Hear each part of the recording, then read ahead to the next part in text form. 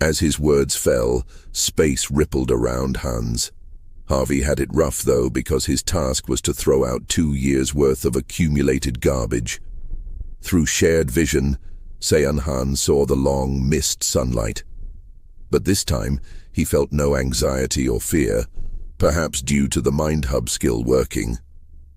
On the other side, Han successfully returned to the other world, and it was already dark, he muttered.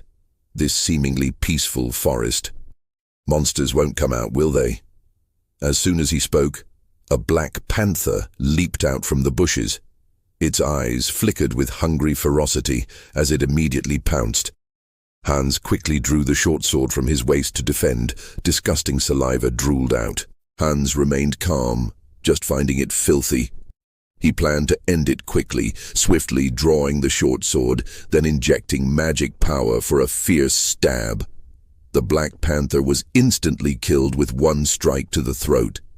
Hans sat on the ground, breathing heavily. Clearly his body was too weak and the fight was somewhat exhausting, but he didn't dare linger. Worried the bloody smell would attract other beasts. So, he quickly headed toward the distant village, seeing an outsider, an old man, enthusiastically approached. "Welcome, traveler. I'm Malcolm, the village chief. You actually crossed the monster forest alone in the dead of night. That's quite remarkable." "Just lucky?" Hans smiled modestly and asked, "Can I stay in the village for one night?" "Of course, that's no problem. Life is about helping each other." Then Hans happily replied, "Thank you so much." Hans didn't expect the people here to be so hospitable. The village chief not only prepared an empty room for him, but also took him to the tavern for drinks. Perhaps due to the alcohol, Hans quickly fell asleep, completely unaware that someone had entered. Meanwhile, Seonhan was eating fried chicken and drinking beer, feeling incredibly good. But Harvey was doing the training he had arranged. Seonhan's original intention was just to prepare for entering the other world. But seeing the avatars working so hard while he did nothing made him feel guilty. So he actively picked up his computer, planning to seriously research what kind of place the other world was, preparing to become a perfect strategist. But suddenly, an ominous premonition welled up in his heart. Ding! Avatar death detected. All traits and accumulated data will be reset. Seonhan's pupils contracted sharply. What? Hans actually died. Could it be that old man's doing? He actually drugged the wine. Seonhan looked annoyed, feeling he had been too careless. But suddenly he sensed the avatar again. At this moment, in a basement somewhere in the other world, the old village chief frowned. "I thought he could cross the monster forest alone. He must be quite capable. But he's just an elite skeleton. What a waste." The old man left in a huff. Hans then woke up. Ding! Individual race changed to undead. Acquired special skill, decayed heart. What the hell? How'd I become undead? And where is this place? When he saw the terrifying scene before him, Hans jumped in fright.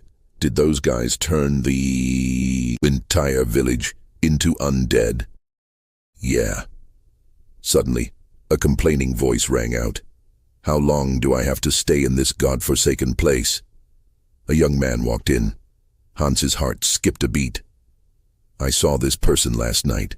Could it be that everyone in the tavern was using black magic?"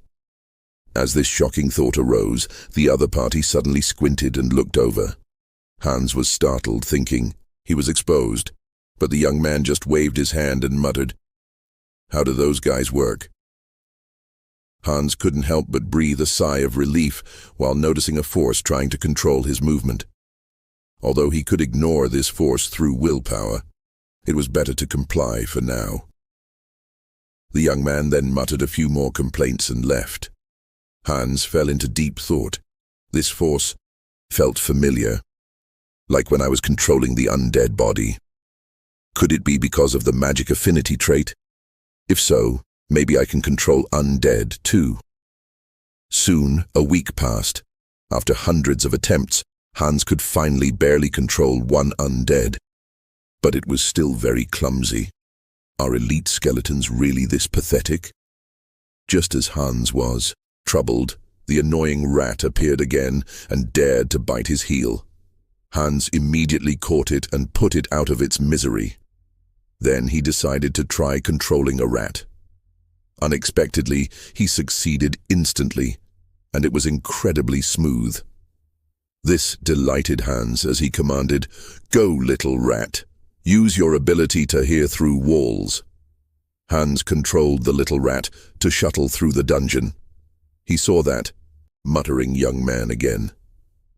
He was curious about what was in other rooms, so he decided to follow. Instantly, a towering evil aura hit him. Even with Mind Hub eliminating emotions, Hans still instinctively felt fear. Then he followed the young man outside who was complaining to his companion, "When will this end? I'm bored to death. And every time I get near that fragment of the immortal king, I feel my lifespan shortening." His companion was equally helpless.